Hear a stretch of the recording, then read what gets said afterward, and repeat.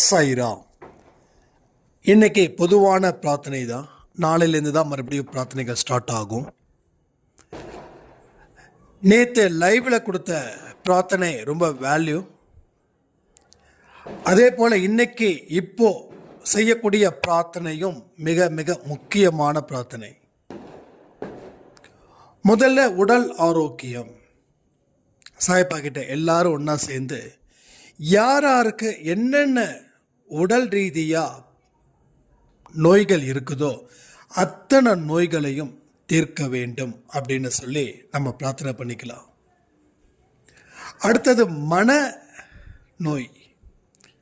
இந்த மனநோய் நிறைய பேருக்கு இன்னைக்கு இருக்குதுங்க. எங்களுடைய உடல் ஆரோக்கியத்தையும் மன ஆரோக்கியத்தையும் நீங்கள் தான் சாயப்பா எங்களுக்கு முழுவதுமாக கொடுக்கணும். அதில் எந்தெந்த பிரச்சனைகள் இருக்குதோ அத்தனையும் சரி செய்து எங்களை இந்த உலகத்தில் நீங்கள் வாழ வைக்கணும் அப்படின்னு சொல்லி நாம் பிரார்த்தனை பண்ணிக்கலாம். அடுத்தது வேலை வாய்ப்பு.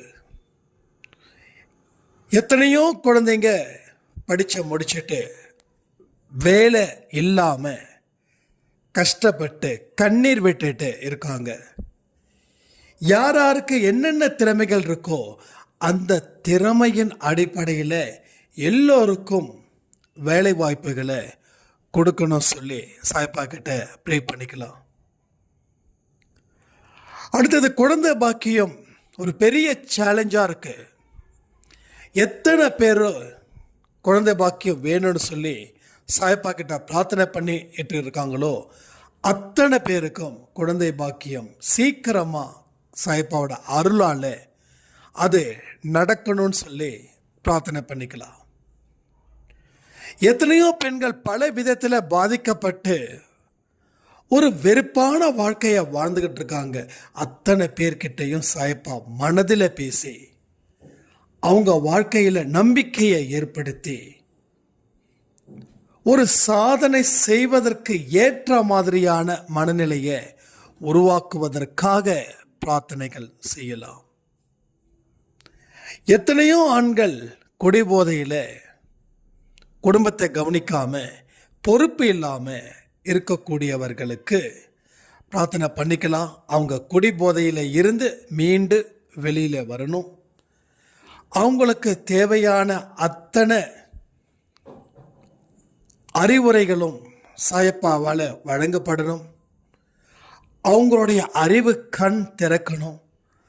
இந்த போதையால் எவ்வளவு பெரிய பிரச்சனைகள் வரும் அப்படின்னு அவங்க கண்கள் முன்னாடி சாயப்பா சில விஷயத்தை புரிய வைக்கணும். அப்படின்றதுக்காக அவங்களுக்காக நம்ம பிரார்த்தனை பண்ணலாம். எத்தனையோ பெண்களும் ஆண்களும் கல்யாண வயதை தாண்டி கல்யாணம் ஆகவில்லையேன்னு சொல்லி ரொம்ப ஃபீல் பண்ணிட்டுருக்காங்க. பெற்றோர்களுக்கும் வருத்தம், அவர்களுக்கும் வருத்தம். அவர்களுக்கு ஏற்ற துணையை சாய்ப்பா இந்த வருஷத்தில் உருவாக்கி ஒரு மங்களகரமான நிகழ்வுகள் அந்த வீட்டில் நடக்கணும் அப்படின்னு சொல்லி நம்ம பிரார்த்தனை பண்ணலாம். எத்தனையோ குழந்தைகள் ஒழுக்கத்தை மீறி வாழ்ந்துக்கிட்டு இருக்காங்க. பெற்றோர்களுக்கோ பெரும் கஷ்டம், பெரும் துன்பம். அவங்க அத்தனை குழந்தைங்களையும் சாய்ப்பா மாற்றணும். ஒழுக்கத்தை முதல் இடமாக கடைபிடிச்சு அவங்க வாழணும்னு சொல்லி சாய்ப்பா கிட்ட பிரார்த்தனை பண்ணிக்கலாம். ஒரு நிமிடமும் நரக வலியோட மனவேதனையோட வாழ்ந்து கொண்டிருக்கக்கூடிய மக்களுக்காக சாய்ப்பா கிட்ட பிரார்த்தனை பண்ணிக்கலாம். ஸோ இது மாதிரி பொதுவான பிரார்த்தனைகளை நாம் இன்றைக்கி செய்யலாம். அதே போல் யாருக்கு என்னென்ன பிரச்சனைகள் இருக்குதோ அதையும் இந்த கமெண்ட் செக்ஷனில் கமெண்ட் பண்ணுங்கள். ஸோ இனிமேல் ஒவ்வொரு மாதமும் 1ஆம் தேதி பொதுவான பிரார்த்தனைகள் நிச்சயமாக இருக்கும். நாம் செய்யக்கூடிய பிரார்த்தனையால் எல்லாமே நல்லது நடந்துடுமா அப்படின்னு உங்களுக்கு சந்தேகம் வருவது இயற்கை. எத்தனையோ பேருக்கு நாங்கள் பண்ணக்கூடிய பிரார்த்தனையால் நல்லது நடக்குதுன்னு நிறைய பேர் நம்புகிறாங்க.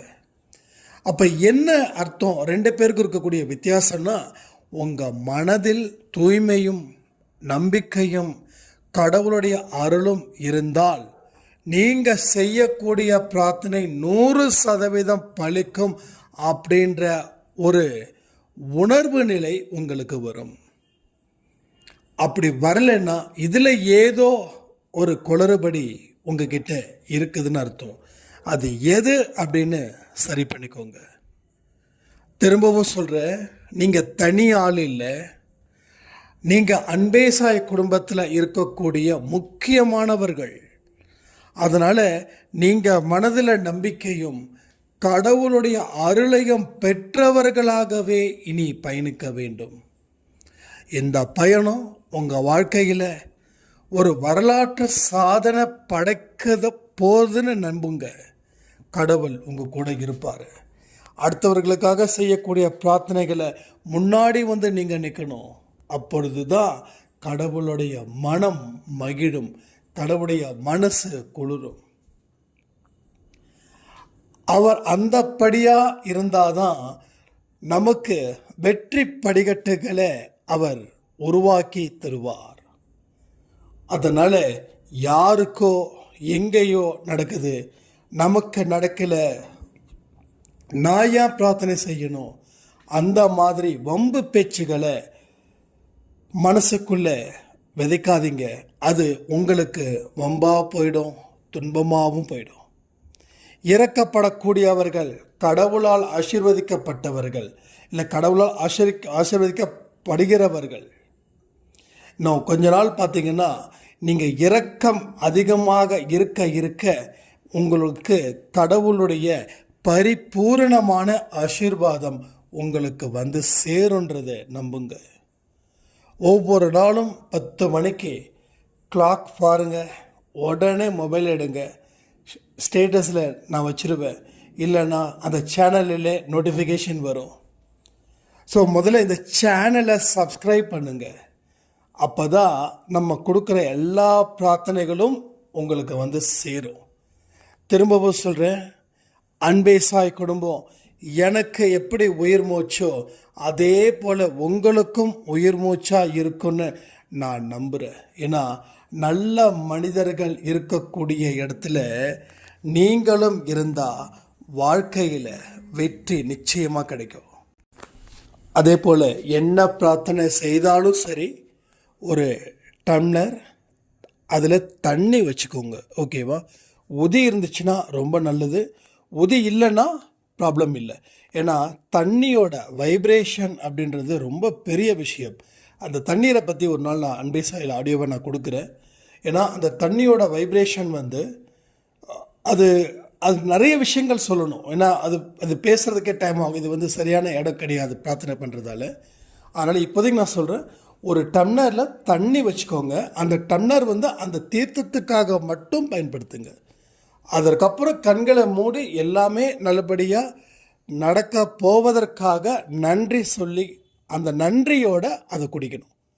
நீங்கள் சொல்லக்கூடிய வார்த்தைகளை வச்சு தான் அந்த தண்ணியை உள்ளே கொண்டு போகணும். அதனால் புரிஞ்சுக்கோங்க, சந்தோஷமாக இருங்க.